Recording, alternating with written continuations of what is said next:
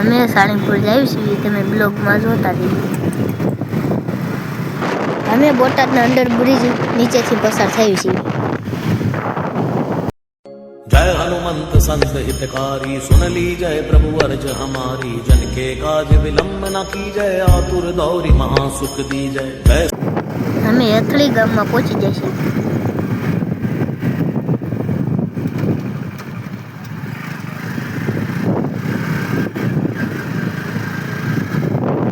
केला नहीं प्यारे राम तेरे साथ में मुख में हो राम नाम राम सेवा हाथ में तू अकेला नहीं प्यारे राम.